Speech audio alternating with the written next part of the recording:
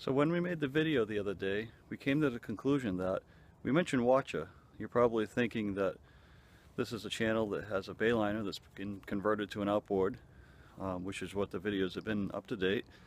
If you look way back, you'll see a OJ23, so you know we've converted from sailboating to powerboating, and that's come full circle now. So we mentioned Watcha, we mentioned sailing, we also mentioned bringing her down to Woods Hole and some other places, and where she'll be moored. So Watcha is actually a sailboat, and Watcha's current state is actually kind of sad.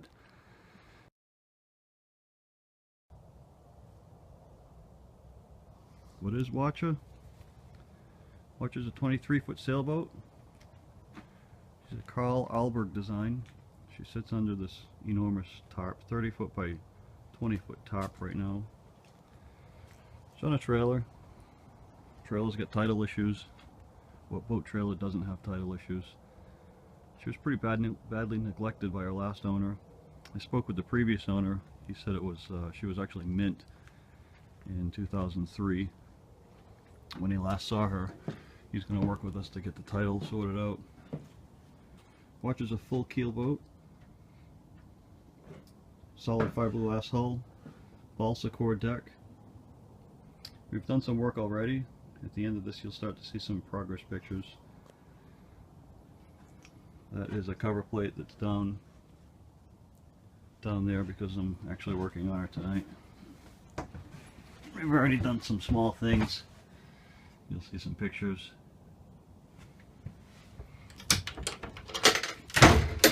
Completely rebuilt the hatch. Made one from starboard.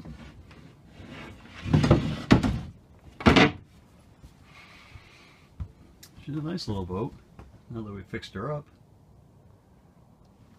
It's a little dark tonight, but I figured since we mentioned her, that we probably should actually show that she exists, explain what she is.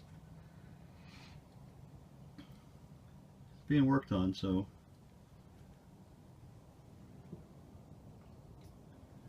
it's a work in progress. We built a new hatch in the front.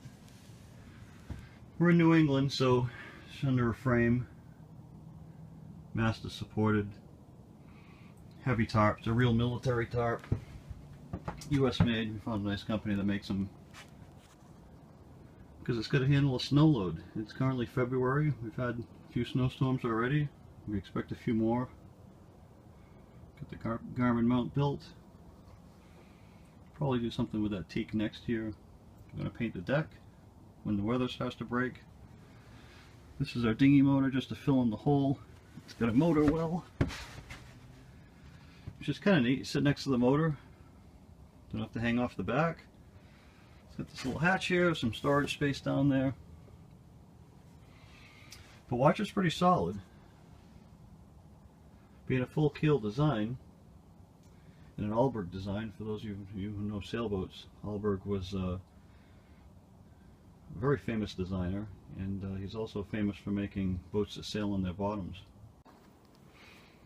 So here I am, and here's Watcha. There'll be much more of Watcha coming. We've got fluorescent lights on the top here. We're really set up to work on it. So again, we've been working on stuff you see there. Definitely been busy this year. You can see the wood. A little bit of granite work. We're going to make her nice. So for now, that's where she stands. She's got some other issues I'm going to take care of. The rudder needs to be repaired. It's got some cracks on the leading edge. The deck needs to be taken care of. I'll show the mast. We had the mast could use a little bit of work here and there on some of the fittings. I actually built a new boom. Had a company in Connecticut get a boom extrusion for us. I did all the work. We're going to go inside and take a look at that in a few minutes, but here she is. For those who can appreciate an old solid boat, you may replace some of that combing with starboard, as I did with the hatch. Built a new hatch. It's all out of starboard. I'm not really into maintenance. I like to make it maintenance free. Pretty safe boat, double bailing. self-bailing, double drains in the cockpit. The cockpit's lower in the back where it goes into the well, which makes it impossible for water to get in the cabin, and even if it could, with the hatches on, it can't get in there. So it's got almost 1,500 pounds of ballast. It's 3,900 pound boat.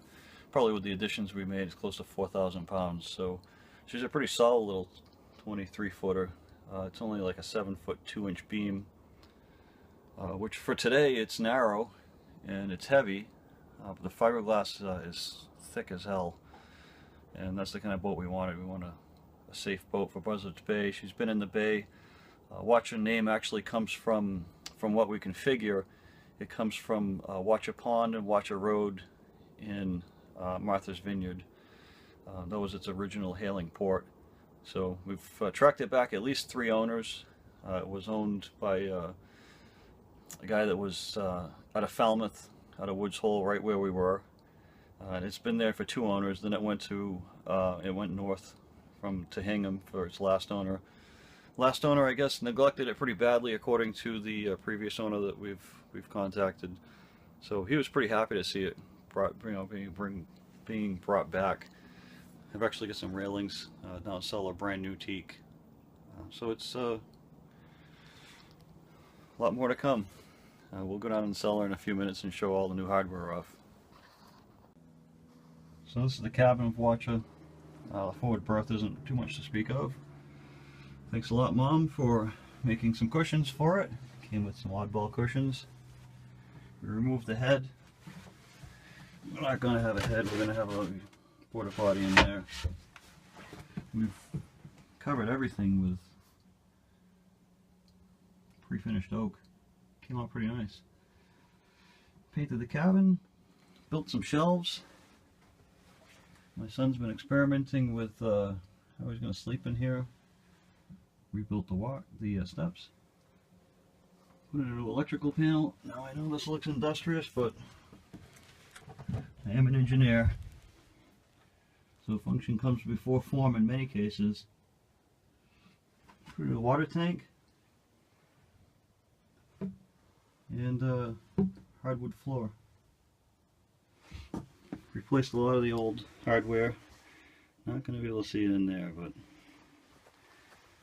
replaced the through hulls with bronze through hulls, bronze valves. Replaced all the bolts on many things. So yeah, it's kind of fancy for a little 23-foot old boat. Alright, it's freezing cold and I'm going to test fit that hatch and then get inside. So down here in my workshop I have a seemingly endless list of things that we need to do for Watcher. A lot of them are complete, some of them are waiting for better weather. Some can be deferred till after we launch her, especially the trailer work. But she's been a good project so far. Along with that, we've got some recommended reading, of course. Cutty Hunk in the Elizabeth Islands. Who doesn't want to know more about Cutty Hunk? It's a great place to visit. I won't show off my workshop because it's just an enormous mess right now, but again, navigation lights. The water system was completely rebuilt. Some industrial riveting stuff going on. That's just a little pop rivet gun, but we had to order an industrial one to do all the mast work. Pile of bearings waiting to be put on the trailer. We replaced the one that blew up, but everything else is going to be replaced as well. Found that it's cheaper to buy 100 screws from online and 1,000 washers and 100 nuts than it is to buy like 20 from Lowe's. So I've been doing a lot of online purchasing too. And completely taking over the finish side of my cellar. Built a new boom, set it up for Jiffy Reefing. It's really become a mess down here, but once it starts to clear out, once we get the warm weather and it starts to go out in the boat, it'll be better. A couple of new sails. Sails came from the sail warehouse. They're Raleigh Tasker sails.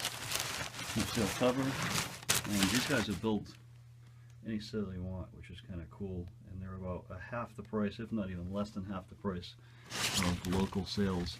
And they use the same materials.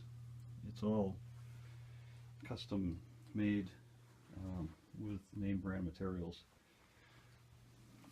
Got the new Garmin weighting, got all new running rigging made.